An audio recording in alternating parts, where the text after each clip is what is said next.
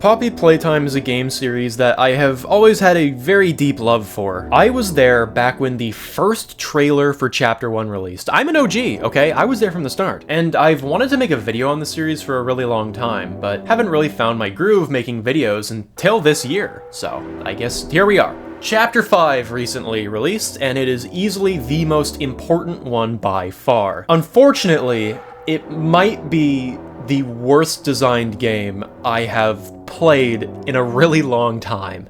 Am I supposed to observe you right now, or am I supposed to step 1 foot closer and you're gonna be like, ah! And you're gonna kill me? Oh. Okay. Sorry. What? Yeah, it's fine. Ah! So before we dive into that, let's just go over the story and all the characters introduced, because in my opinion, the story this time around is amazing. Obviously, the most important piece of information is the prototype. For those of you unaware, the prototype is the main villain of the Poppy Playtime games. He's been hidden in the shadows for every single game up until now, starting all the way back in the trailer for the first game, where he was mentioned, and then at the end of said game, where a VHS tape reveals his clawed hand. Experiment 1006, the prototype. Coordination and cooperation is evidently within his skill set, as well as the skill set of all other experiments of his type. Though still missing, today's events are no doubt in relation to him. His absence was a flaw in the scientific process, which should have under no circumstances been left unaccounted for. At the end of the second game, we see said clawed hand.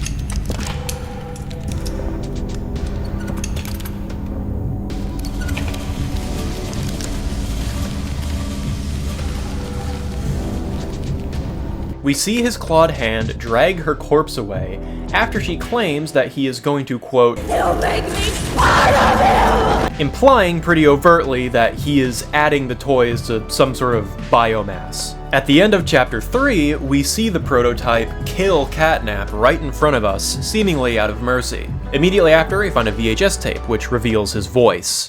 Ready to talk now, are you? I possess. A question. Go ahead. Do you feel anything? This question referred to what exactly? You stick us, beat us, tear at flesh. Do you feel it? There's a secret inside you, 1006. Valuable beyond all measure. I cut and prod and burn at it, and I get closer with each session. So speak, or don't. Fight, or give in. Regardless, I learn something new about you every day. It excites me. Thank you. You thank me? Absolutely. I learn something new about you every day. A garbled amalgamation of seemingly every human voice he's heard within the factory, adding even more shapelessness and mystique to the character. In Chapter 4, we see the prototype's legs for the first time, as well as the reveal of his name, Ollie. And then finally, in Chapter 5, after years and years and years of waiting, we finally get his full reveal. Let's see. Oh. Prototypo. What's he look like? Oh! I called the jester. Whoa! Whoa! What the? And he looks actually really cool. Like, I'm low-key, I actually kind of love this design. For one, his color palette fits in line with the red, blue, and yellow color scheme going on throughout the entire factory, which I really like. It solidifies pretty early on that the factory viewed him as a piece of corporate property, more than anything else. I think his face is really creepy, and considering we don't see his mouth move, I'm under the impression that this is a mask, which still keeps some mystique alive as to whatever's happening below that little moon-faced mask of his. The singular orange eye is a very striking visual, especially when paired with the headlight at the center of his body. The nasty muscle tendons going through his arms and his legs are really cool. That's very metal. I love that. Also, all of the tendons going through his torso is really gross. That's really, really gross, but in a way that I like quite a bit. I like the other toy's arms in the front of his body and how he's literally skinned Catnap's fur and draped it over his back. That's so up. I love it. The poppy gas canisters. And oh my god, the sound design. Holy, the sound design on this guy is awesome.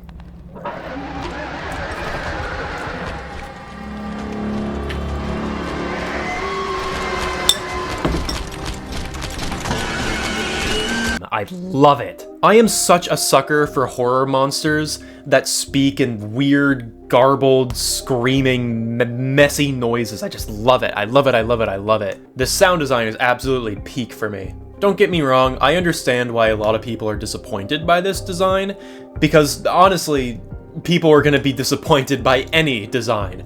This character's been in shadows for so long. People have built up infinite possibilities for how he could look.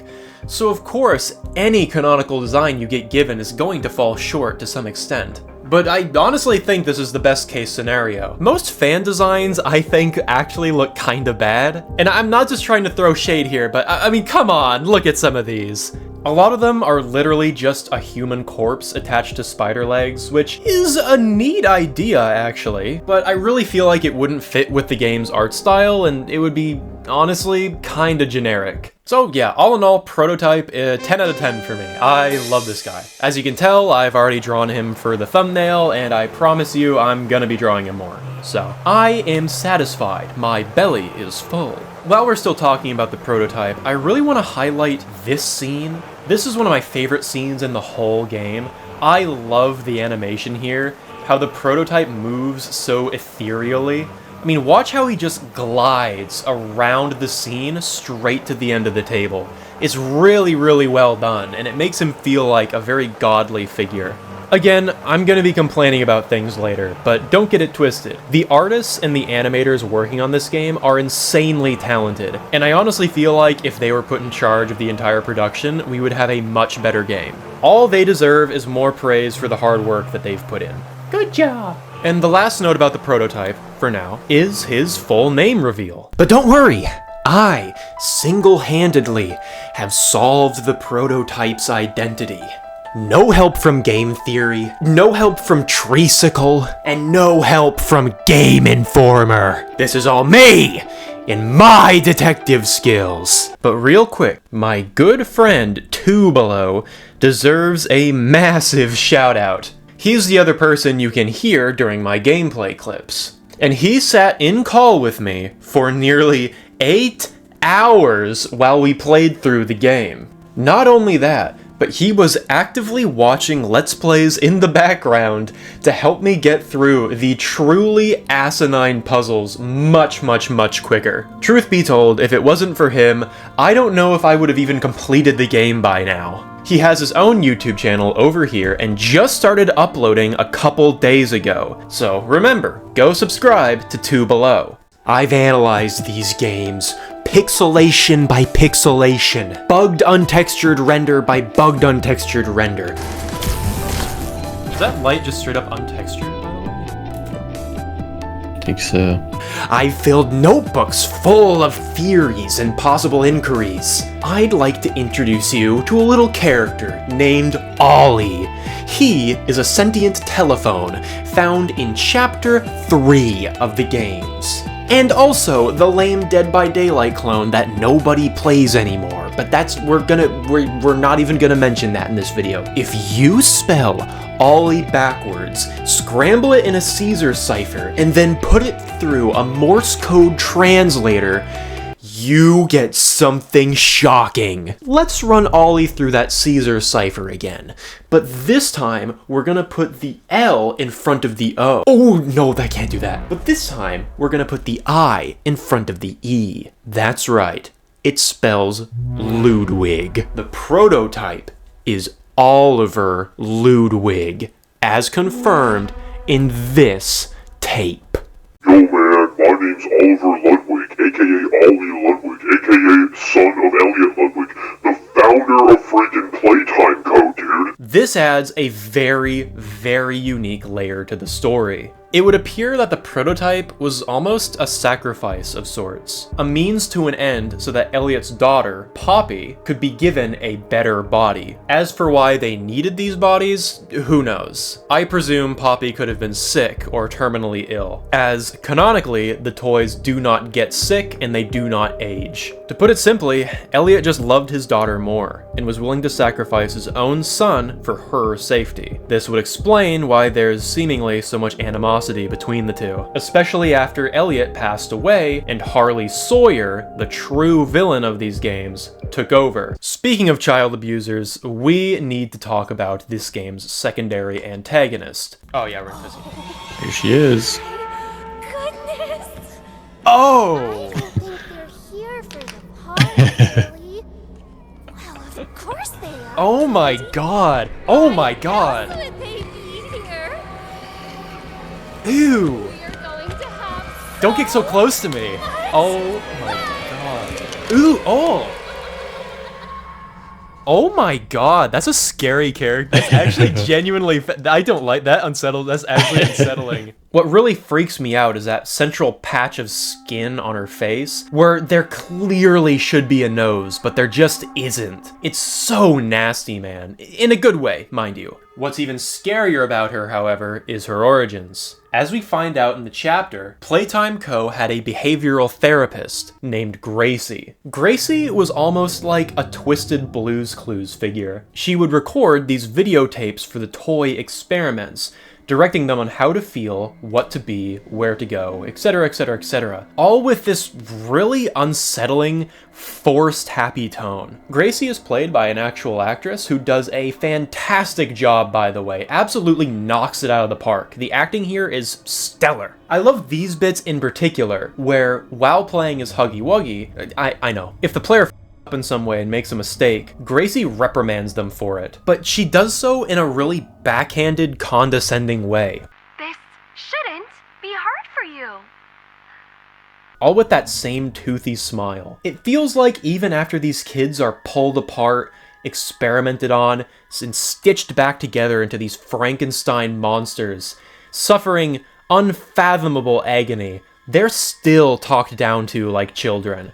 Their pain is invalidated, and their suffering is ignored. Gracie is truly a monstrous character. This isn't just somebody who is unknowingly hired to participate in the torture. This is someone who was actively aware of what was going on and felt no remorse for it. She didn't even see what she was doing as wrong. Therefore, it's all the more satisfying when it is revealed that Gracie, during the Hour of Joy, an event which she is indirectly responsible for because of her motto, Toys are here to be joy.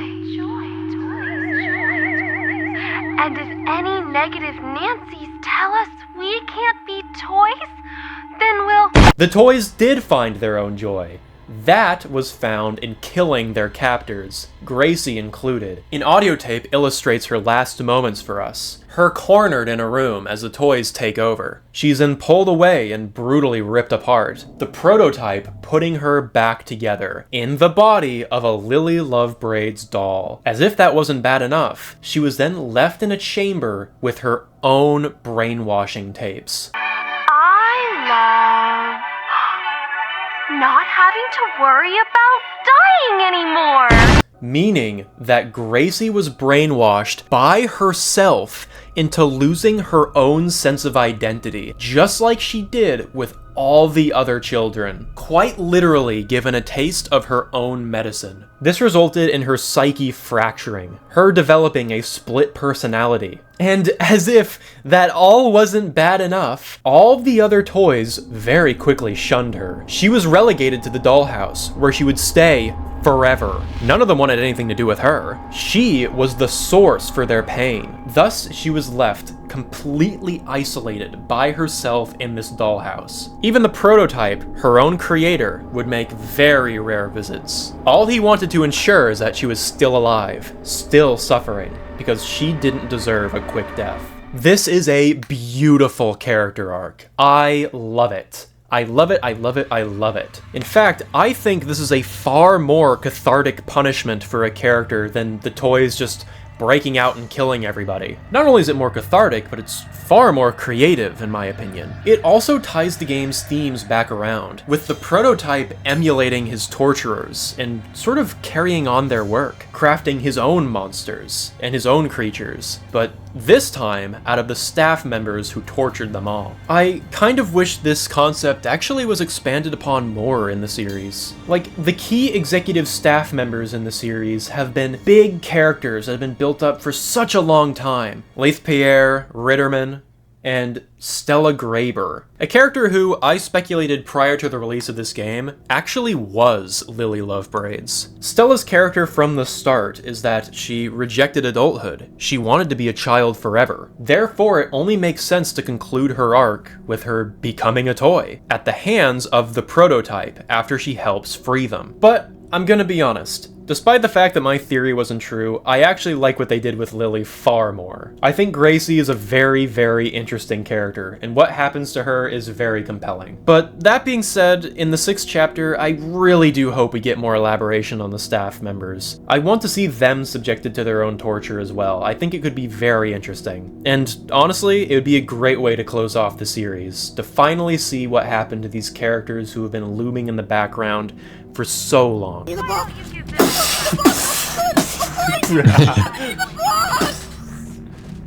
You're going, oh little dude, you're so going in that box. Oh, you have no idea how much in the box you're going. Bye. Oh, this is, okay, I like this. Yes. I want you next. Lily Lovebraid's section is easily my favorite in the entire game. The dollhouse is full of these shifting walls which Lily uses to stalk you and taunt you. And again, her creepy ass stare as she watches you walk around her house is just so unsettling, I hate it. This section ends, also, with the prototype's reveal, which is like the biggest moment in the entire series. So this area will always carry a lot of weight for me. I also like how when Lily gets mad at us, you can physically hear her voice box breaking. That is such a gross detail. Finally, her section ends with a chase sequence, as you'd probably expect. Except, this is where my gripes with the level design are going to come into play. The layout for this chase sequence is extremely confusing. The direction the game wants you to go is never clear until after Lily has started chasing you, when the player is panicking and is just going to choose the first direction that makes the most sense. But that's always the wrong direction. The bad toy box for you! What? I don't know where I'm supposed to go. I'm very, I don't know. Exactly. Oh, it's one of those. Okay. Yeah, I don't know. And it's long. Oh, dude, I hate the magnet emblems do not stick out at all. Dude, I have to fart on her? Oh, I thought we were gonna have I thought we were gonna have to use that. This section genuinely feels like it wasn't play tested, and that might sound harsh, but I'm being real here. There's a lot of sections in the game that feel like they weren't play tested. You can tell when they're play testing this bit, people were like, this is too hard, because you have a checkpoint after literally every like 3 seconds. After every jump, they give you a checkpoint. It's the bad toy box for you! Oh, I hate the magnet hands so much. You know, he does look like Pomni. It's the bad toy Now box you say it? for you! He does actually look like Pomni. Bad toy! No. 5, No. 4, Oh my god. I hate the magnet. 2, 1. Okay. So I can go here. And I need to. Oh! I need to. What? This is so strangely. Yeah, I don't get it. No, she's like popping, and I'm like, oh, clearly I have to turn around then. But I guess another door must have opened next to me. I didn't see. This is very strange. The layout of this chase sequence is extremely confusing. I like what they're trying to do with the walls being utilized. I don't feel like it's very well communicated where I am supposed to go. Oh, I'm going up here? Oh my god, I hate this stupid. It's the bad toy box for you! It's because it takes so long to get there. Yeah. I don't understand why the magnet hand has to take so long to connect. It makes it very, very, very frustrating. Okay. Okay. Okay. Oh my god, I almost fell. I literally Now you're hit in the end. clear, I think. Okay, good. I let you into my house. I Die. let you come to my tea party. And Oh, you're... this is how you Die.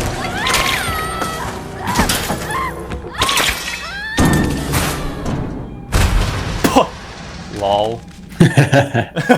She really didn't deserve a death as quick as that. With that being said though, ends my favorite section of the game. After a couple more puzzle sequences, don't worry, we'll get to that at the end. We get into a final chase sequence with... Oh, right! Huggy. Huggy's here. Huggy was the main antagonist of Chapter 1. He seemingly died when he hit his head on a pipe, but turns out he's not so dead and he's back. He chases the player about 3 or 4 times throughout the chapter, I honestly lost count, and he's fine. I just never really cared for him as a character. His design is very middling to me. On a Poppy Playtime character design tier list, he's like a B. I don't know, he's just boring to look at. His chase sequences are good though, they freaked me out a little bit. Huh? Watch your head. Oh! Oh, oh, it's him. Leave me alone! Get out of here, you scary monster! Red I think he's gorilla on your outside. elevator. Yeah, it would seem to be. Oh!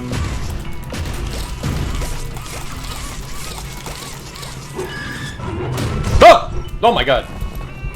Okay, he's gonna come out of there next. He's gonna pop his little noggin. And oh, never mind. He's gonna pop out of there. You Okay. would think. You would think. Okay, he's gonna. Oh, he's right there. He's right there. Yeah, yeah. Okay, I see. I see. I get it. I get it. Okay, he's gonna go right there now. He's gonna go right there now. 'Cause he's stupid. He's stupid. He doesn't. Oh, never mind. Okay, he's gonna go right there now because he's actually so stupid. He's gonna go right there. Never mind. He's gonna. Where's gonna break that one?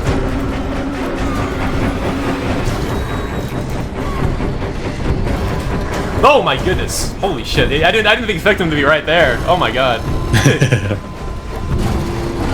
Oh! Oh my god! What happened to me? Him and Kissy are both killed by the prototype, which I think is absolutely the right move. The game's been suffering a lot of character bloat, so they actually need to start getting rid of more of these guys, in my opinion. Also, it does set up the prototype as a really big threat, since he kills essentially one of the main antagonists of the game right in front of us. They both get impaled through the back immediately. Wait for it. Wait for it. Oh! Yes, baby! Called it. Oh my god. I knew it. I knew it, I knew it, I knew it. Boink. This initiates the final chase sequence, which is actually pretty cool. I do like this scene. I've always been a sucker for train settings in horror stuff. Like, the ending of Resident Evil 2 is a great example.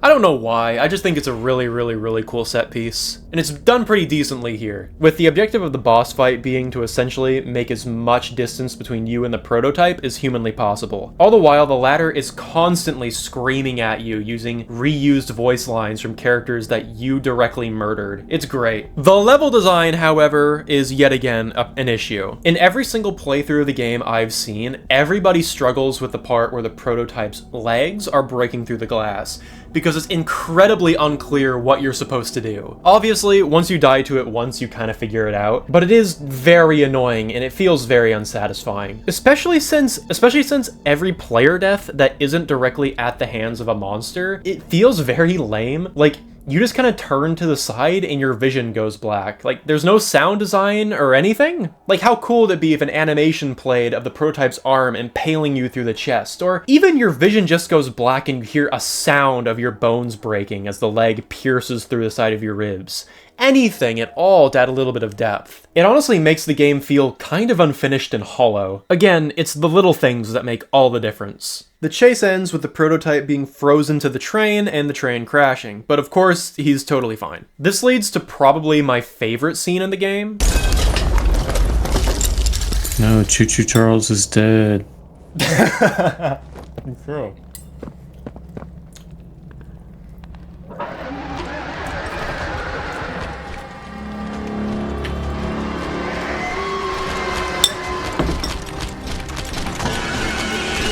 Run any faster, would you? Yeah. Okay. Ooh. Interesting.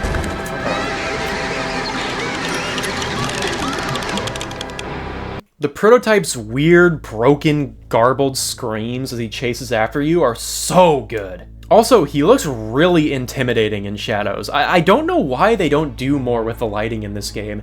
Everything is perfectly lit like Garten of Banban for some reason. It's a very strange choice for a horror game. Especially where the prototype has two very distinct light elements coming out of his eye and the center of his body. It feels like such a missed opportunity not to play with it more. Also, I like the implication that the player has been an experiment the entire time. That's something I theorized since Chapter 1. Something about the death screens and Poppy Playtime always reiterating for you to get up and try again and stuff like that. It did give me the impression that there was some canonicity to dying. So my assumption is that before we left for 10 years, the prototype actually ran an experiment on us after the Hour of Joy. We were then brainwashed and sent home, for some unknown purpose. At least that's my take of it. The game ends with the player reawakening Harley Sawyer, who in my opinion is the best villain in the game. So I was actually pretty pleased about that. He was very underutilized in Chapter 4. In fact, here's my little scattershot prediction for Chapter 6. Harley needs to kill the prototype and take over his body. The biomechanics fit Harley's aesthetic perfectly, and I really think the most fitting end for the series would be Harley as the final boss. Oh, also, I liked the bronze scene in the game. I think the bronze scene was funny.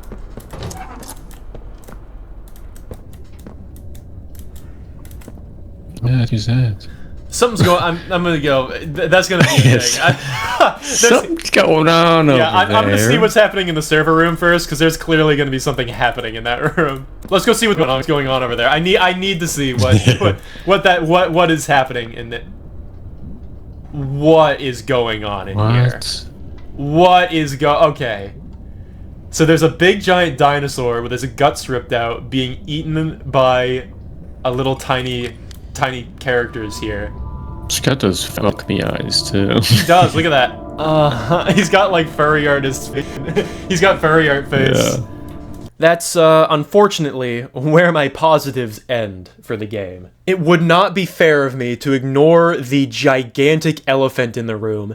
That being the 4 hours worth of puzzle bloat in the game. Wait, movement tech? Yes. Yes. Wait. I can control it. I can control it like a pig. Come on, pig. Let's get to the... Magnetize. What are you doing? What are you... That's a piece of shit mechanic. I'm fucking trapped in hell now. You're almost halfway there. Oh. Imagine how many more puzzles you have to do. Please, God. Now, I think things are gonna start happening. They get better, okay? You would hope. If some cool, listen, my brain works like a toddler's, okay? If some really cool shit happens, all is redeemed. I just need it to happen pretty damn quick. I'm not reading that, but I'll pick it up. So reanimation sounds like a cool thing. Sounds like things will happen, and maybe we'll learn something kind of cool. So here's to hoping. If I have to turn on another stupid... Don't make me do Hey, there's another power puzzle. Oh, a power puzzle.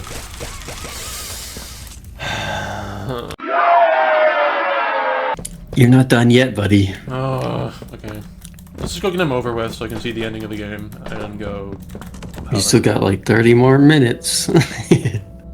That's fine. We've done like 6 hours, so we can get there.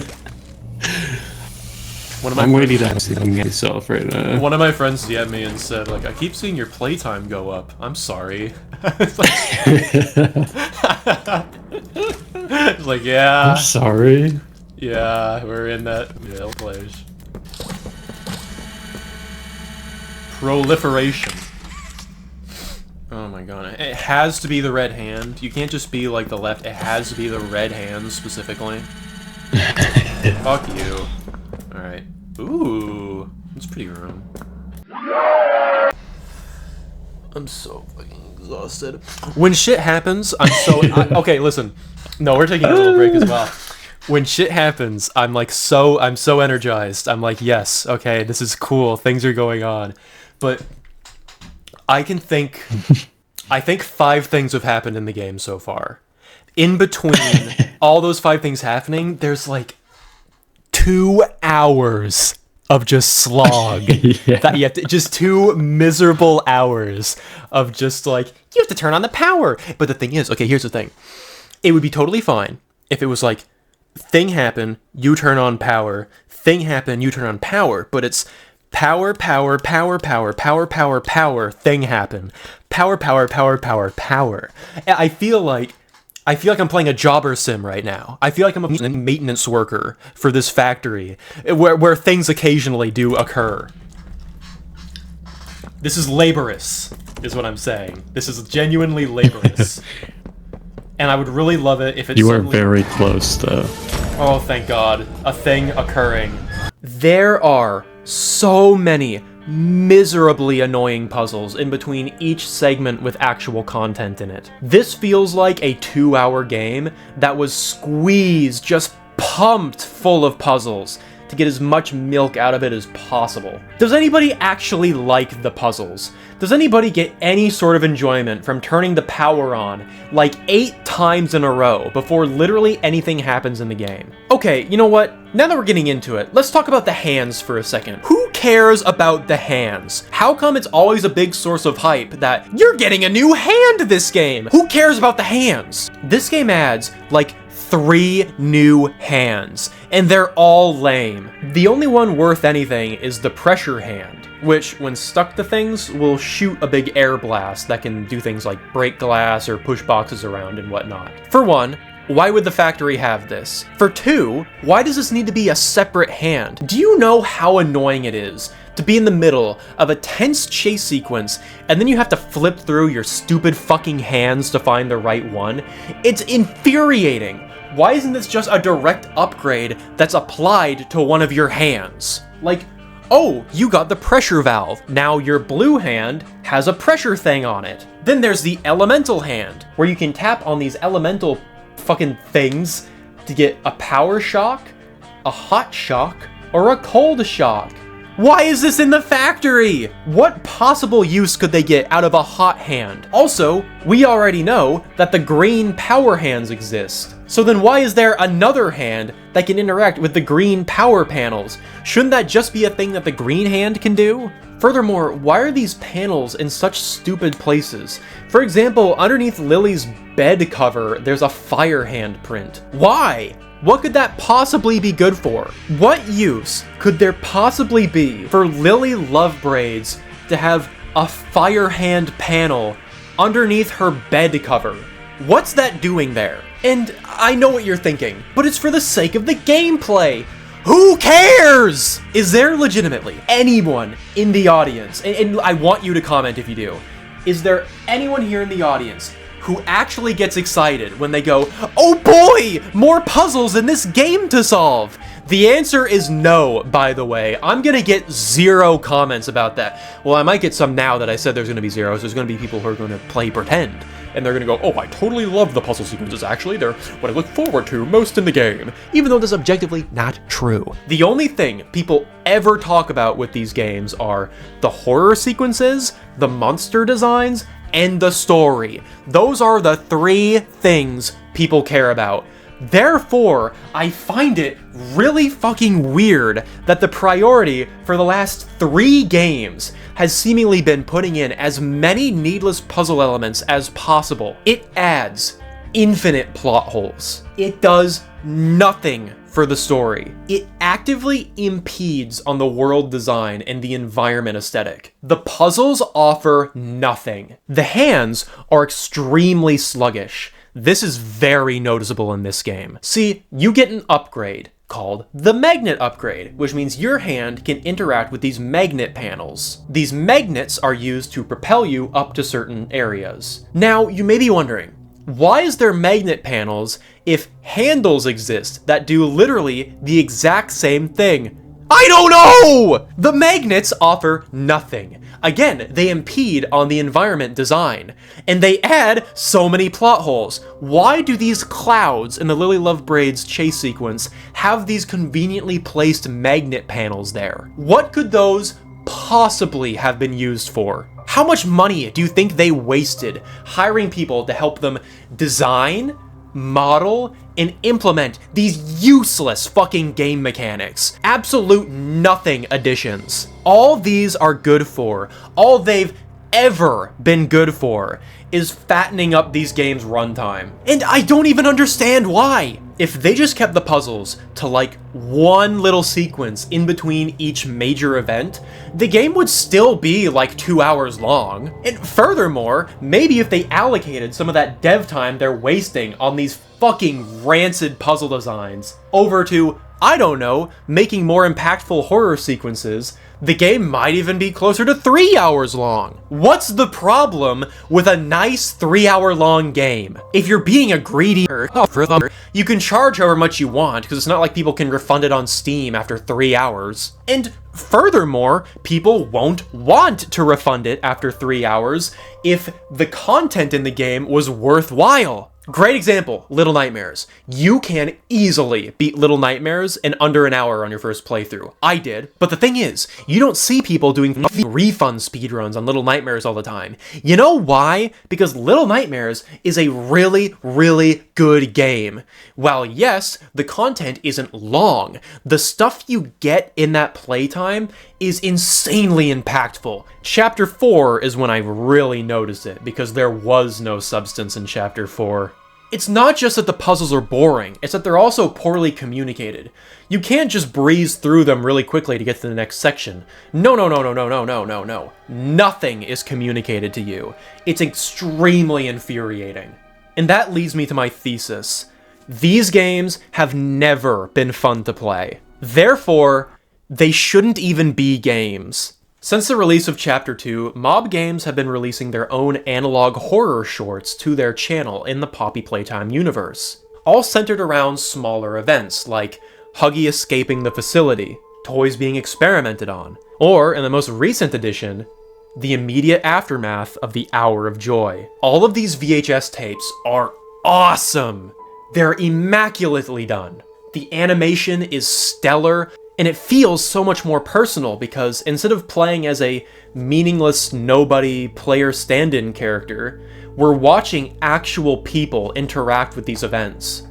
It gives the story so much more gravity and weight, and I feel like there's infinitely more talent going into these than there is going into the actual game design. Solely from an artistic standpoint, I genuinely feel like this story would work so much better as an analog horror. And don't get me wrong, this story can obviously work great in a video game, and there's a lot of moments where it really does, but it feels like in these latest entries they've completely given up on that. But in the latest games, it feels like the player has very little agency over anything going on, and it really doesn't help that the player character isn't even given a name yet. Probably because the soulless marketers who took over this company haven't decided who the most profitable character name would be. So much of the process going into this series just feels wrong. It feels like the priorities are in all the wrong directions. I think I really want to highlight the latest analog horror short. In particular, I want to point out the sound design during this chase sequence with the prototype.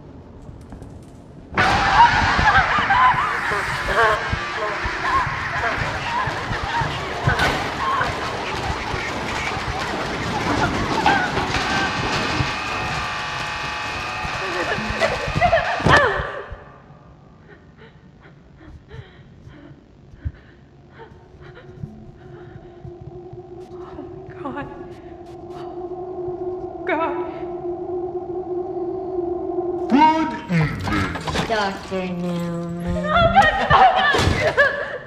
Now, Doctor. We must. Isn't that right? I'm sorry. I'm so sorry. Please. That's funny. You're the Second person. I'm fit today. said that. The other was my Good friend, Preston. Preston was Always. nice to me.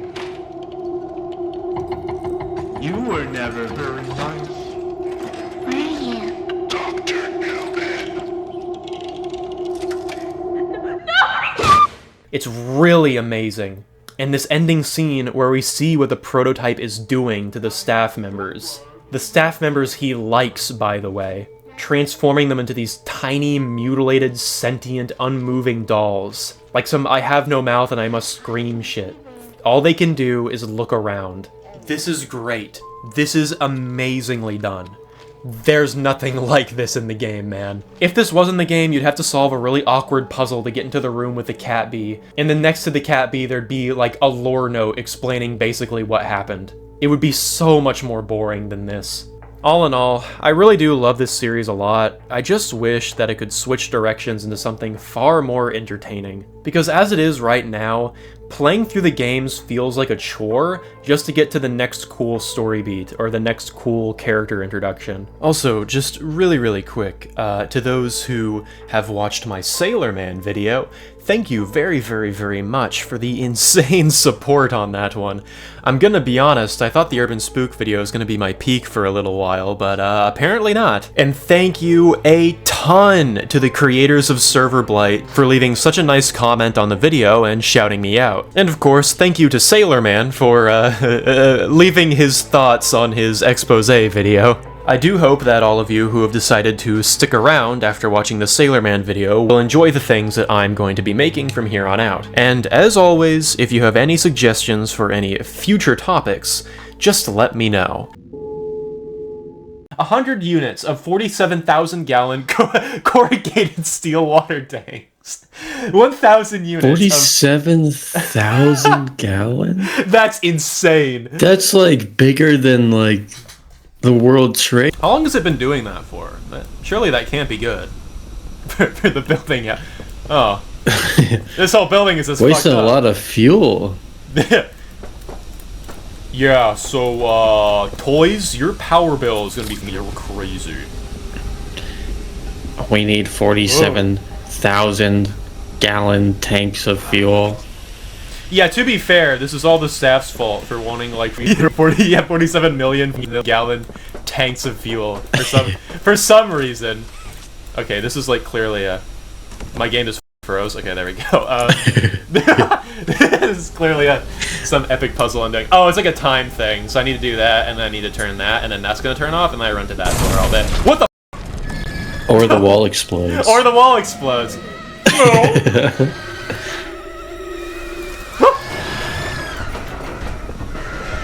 Don't mind me, I'm just gonna go through the hole you conveniently made, thank you. Who the f is that? Who the f was that? Who the fuck was that? Who the fuck was that? What? There's a red gorilla. Hooray. Oh, that's a cool move. Oh, it's puppy playtime. Oh, that's what we're playing. Okay. Oh my! What is that? What the f is that thing? Is that like a gremlin? Dude, That's actually a gremlin from the Gremlin movie. Yeah, it's literally a gremlin. Is that a giant? That's a giant toy killing device if I've ever seen one. Yeah. That's a scripted event character killing device if I've ever seen one. How do I? Dude, I'll never get over how funny it is in Chapter 2 that you kill the pink character because there's a very conveniently placed giant industrial satisfying meat grinder at the end of a hallway that has no reason to be there. You just kill her. Like, what? Why was that there? It was literally like the Squidward killing device in the episode of SpongeBob. That, like, what is that contraption designed for if not killing people? There's literally no purpose for that. Yeah, I clearly have to go around or some shit. Oh! Jesus. Little baby. A little baby. Just a real human baby. That was a real anatomically accurate human baby. Find a way to reach the key! Oh, the key! The glowing key! The key for your key! The key for my key! Pull the lever. So what could this room have possibly been used for? You mean the 1,000 meat hooks to carry the meaty babies? Yeah, with? wait. I guess this must have been the Meaty Baby production room, because I have no idea what else this possibly could have been through. Can't go there. Not even with my... Okay. Your pressured hand isn't strong enough to open the half-open grate. Thanks. Crush is great with your mind, but not this one, because it's open slightly. Oh. Huh. Somebody's to this section right now, by the way. Yeah. Oh. You know in Fallout 4, that big, like, high-rise tower? Yeah, with the bodies. And you go in the front door, and they've got meat bags. Yeah. Oh my god. Wait, this is like exactly that. That's exactly. It's got like the same lobby, and yes. Oh. Yeah, with the second floor with the overlook and with the meat bags. Yeah. That is such an that's such an observation. That's so real though. Sorry, this is a really cool video.